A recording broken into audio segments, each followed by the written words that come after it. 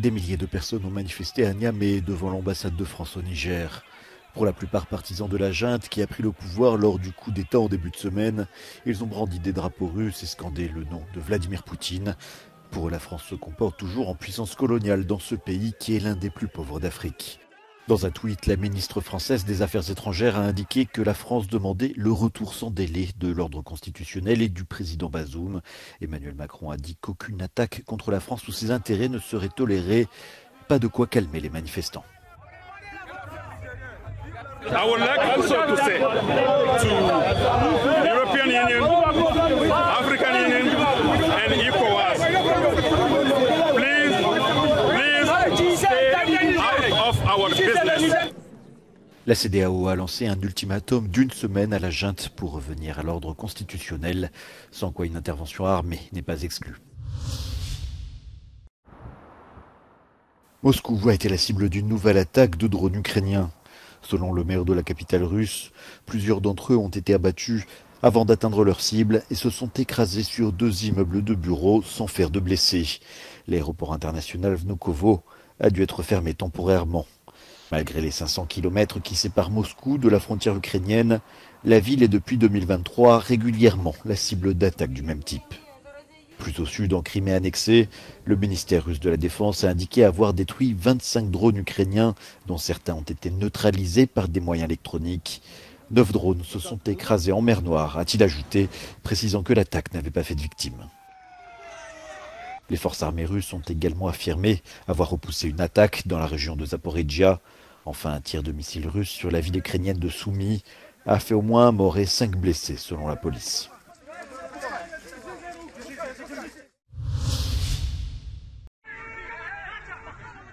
Au moins 39 personnes ont été tuées et plus de 120 blessés ce dimanche après l'explosion d'une bombe lors d'un rassemblement politique d'un parti islamiste radical dans le nord-ouest du Pakistan.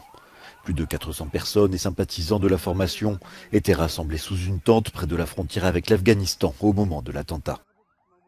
Aucun groupe n'a revendiqué l'attaque, mais la branche locale du groupe État islamique a déjà revendiqué des attentats contre le parti islamiste. Il l'accuse d'avoir pactisé avec Islamabad et l'armée pakistanaise. Un responsable militaire du Fatah, principale organisation palestinienne, et 4 autres militants ont été tués dimanche dans le plus grand camp palestinien du Liban.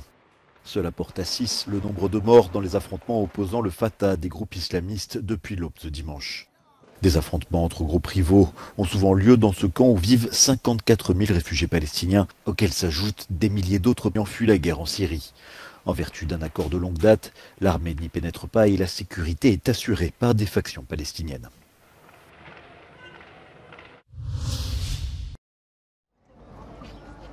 « 48 degrés en Sardaigne, 47 en Espagne et plus de 40 en Grèce. Comme depuis plusieurs années, cet été, l'Europe suffoque sous des températures records. Quel effet ces vagues de chaleur ont et auront-elles sur le secteur du tourisme ? Euronews a posé la question à Jean-Pierre Masse, président de l'organisation Les Entreprises du Voyage. Il n'y aura pas de diminution dramatique. Il va y avoir une modification progressive. Comment va se faire cette modification ? Elle va se faire en 2 mouvements ou en 2 temps, si je puis dire. D'une part, les Français qui ont beaucoup souffert de la chaleur cet été vont essayer de trouver des destinations un petit peu moins chaudes, c'est-à-dire moins vers le sud, un petit peu plus vers le nord, que ce soit le nord de la France, mais ça peut être également le nord de l'Europe, soit des destinations pendant lesquelles au mois de juillet-août il ne fait pas chaud, mais il faut que les professionnels du tourisme des pays tels que l'Espagne, la Grèce, la Tunisie s'adaptent à une fréquentation moins importante au mois de juillet-août et certainement plus importante au mois de juin et au mois de septembre. Et déjà, certains ont dû renoncer à leur plan A et rebondir pour trouver une nouvelle destination de vacances. The current events are mainly going to impact on last-minute bookings, and these represent a minority of all bookings. Of course, in the places that are the most badly affected, I'm thinking of places like Rhodes or Sicily, the situation is going to be more difficult because in these places, yes, there are some massive waves of cancellations simply because it's not possible to have a pleasant summer holidays in the current circumstances. Mais selon les spécialistes, les voyageurs ne cesseront pas de manière soudaine et drastique de se rendre dans les pays les plus chauds. The forecast for 2024 is still that travel in the summer season is going to be very strong, especially for the classical or the favorite destinations. Nevertheless, what we are seeing is a trend for holidays or for travel in the shoulder seasons as well. We are looking at is also that there is an increasing interest in less visited destinations like Bulgaria, the Czech Republic, and other destinations which are inland in Europe. 80 ans qu'il n'a pas été entre les mains d'un membre de la famille. Ce livre appartenait à un garçon de 13 ans appelé Bela Engelmann. Il a été assassiné à Auschwitz en 1944. Look, he wrote his name in Hebrew. Yeah, Engelmann. Is it? Yeah. Wow. Ben-Zion Engelmann. Bela a écrit et tamponné son nom dans cet ouvrage religieux, un exemplaire du livre de l'Exode, qui a survécu des années avant d'atterrir chez un marchand de livres anciens en Hongrie. This is the only thing to show that he was alive. We have no birth certificate, there's no photograph. Nothing, just this writing.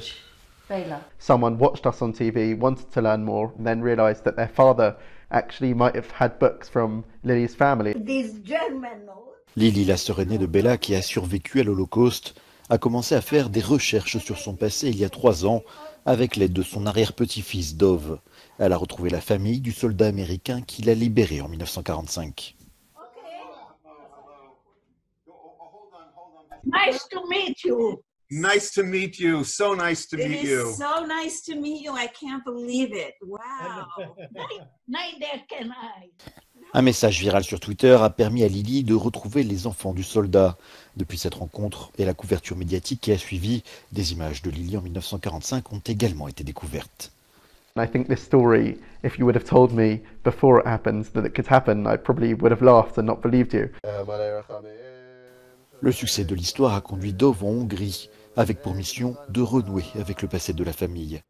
Dans la ville natale de Lily, à Boniad, il ne reste presque plus aucune trace de l'importante communauté juive qui vivait ici avant la guerre. You can't believe it. The fact that we meet you here today to receive this book is crazy. Yes.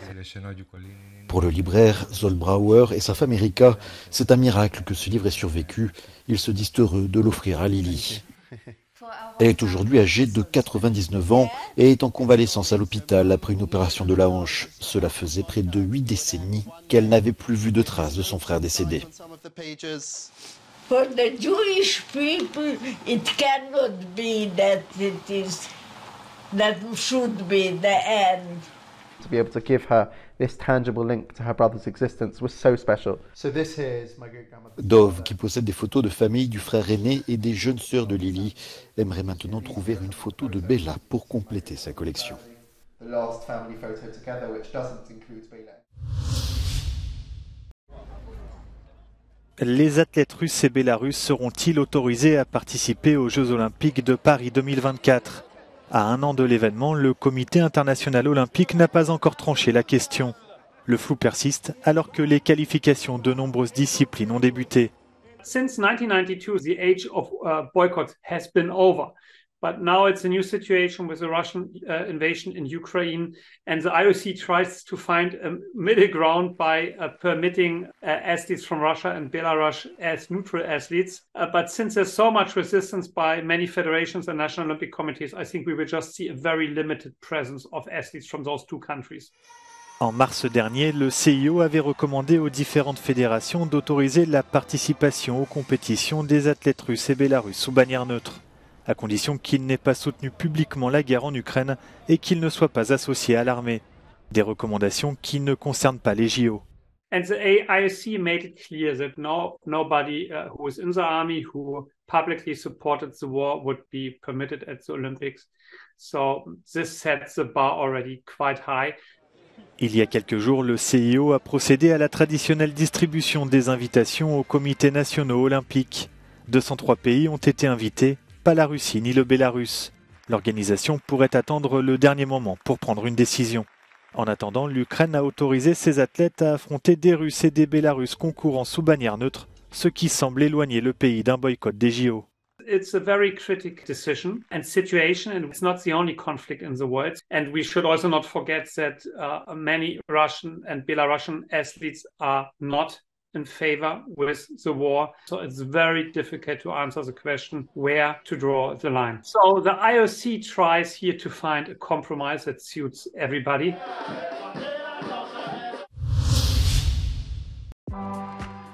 La néerlandaise Demi Vollering a remporté la 2e édition du Tour de France féminin. Elle s'impose à Pau avec 3 minutes d'avance sur ses dauphines, Kopecky et Niewiadoma, qui ont fini dans la même seconde. À 26 ans, la néerlandaise n'avait plus besoin que d'une victoire sur la grande boucle pour asseoir son statut de numéro 1 du cyclisme chez les femmes. Elle prend le relais de sa compatriote et grande rivale, Annemiek van Vleuten, qui finit 4e du Tour et qui a pendant des années dominé la discipline.